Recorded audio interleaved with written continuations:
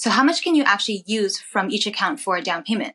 I'll go over the maximum possible savings you can get from these accounts. Hey everyone, welcome back to Steadyhand's YouTube channel. Today we're diving into a crucial topic for anyone saving for a down payment in Canada: choosing the right savings account. We'll compare three popular options: RRSP, TFSA, and the newer and lesser known FHSA. In this video, I'll cover what you need to understand about each account and how much you can actually save for a down payment within the accounts. Let's start with the RRSP. It's primarily used for retirement savings, but can also be a tool for first-time homebuyers. When you put money into an RRSP, you get a tax deduction from that amount, which is great. However, because of that, if you withdraw money from an RRSP, you would typically need to pay income tax on that withdrawal amount. The exception would be if you're using the money for a down payment. Then you are allowed to withdraw up to $60,000 under their RRSP homebuyers plan. You do not have to pay income tax on that amount, but you do have to pay it back to your RRSP within 15 years. It's like taking a loan from yourself. Big news on this as well. Until very recently in 2024, Canadians were only allowed to take up to $35,000 under this homebuyers plan, but now the government has increased the amount to $60,000. Next up is the tax-free savings account. Unlike the RRSP, it's more flexible and allows you to save and invest without paying taxes on your earnings.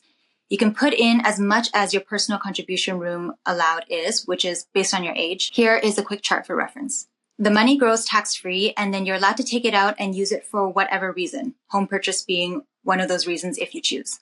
Lastly, the FHSA, First Home Savings Account. This account is specifically designed for Canadians to help save and invest for a first home, and it offers unique advantages.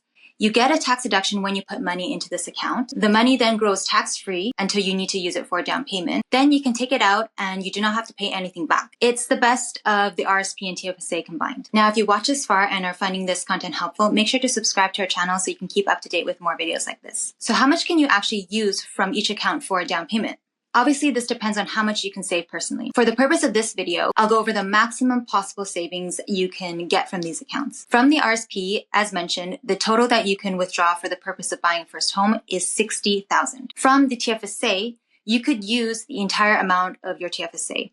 So it depends on what your personal lifetime maximum is. Let's say you were born in 1994. The lifetime contribution room would be $80,000. So if you maxed out your TFSA by putting in that full amount, you could withdraw that entire amount for a home. From the FHSA, the lifetime contribution room allowed in this account is $40,000 for all Canadians. But you're only allowed to put in $8,000 each year from the year that you open the account. And since this is a brand new account, I'm mentioning this. Basically, it would take at least 5 years for you to max out this account from the year you opened it. So let's say you do max it out, then after 5 years, you would have $40,000 to use for a down payment. Now, one important thing about all of this is I'm using the base amount that you're allowed to withdraw from these accounts.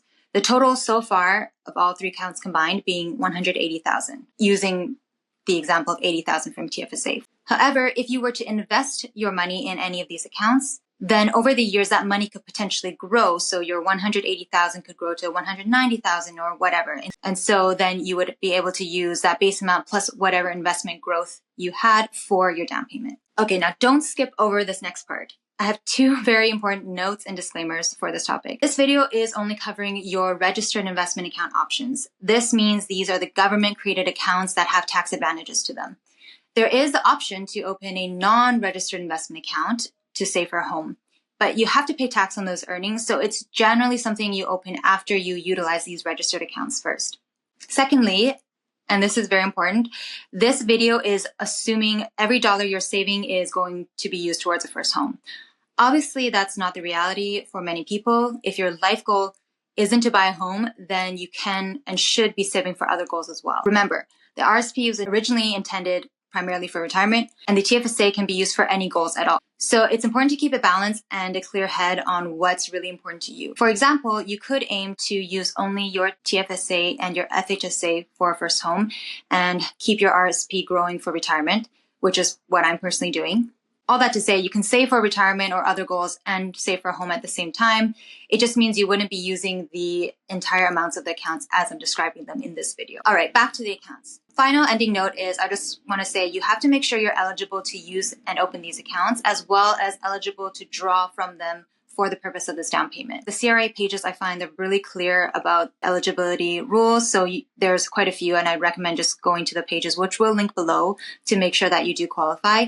So for example, to withdraw from your RSP under the homebuyers plan, you must be a resident of Canada at the time, meet CRA's definition of being a first-time home buyer, have a written agreement to buy or build a home, and plan to move into this home within 1 year as your primary residence. So if you do meet these rules, you fill out a CRA form, submit it to the financial institution where your RSP is held, and then make the withdrawal of the funds. And the rules and process are pretty similar for FHSA. But again, I just recommend, that's kind of getting to the logistics and the administrative side. So I do recommend making sure you qualify by checking on CRA first. Choosing between an RSP, TFSA, and FHSA really depends on your financial situation, goals, and timeline for buying a home. Be sure to consult with a financial advisor to determine the best saving strategy tailored to your needs. If you're a Canadian investor and need more help, we do offer this type of advice, so feel free to reach out to Steadyhand with our contact information below. If you found this video helpful, don't forget to like, subscribe, and hit the bell for more investment tips. Thanks for watching.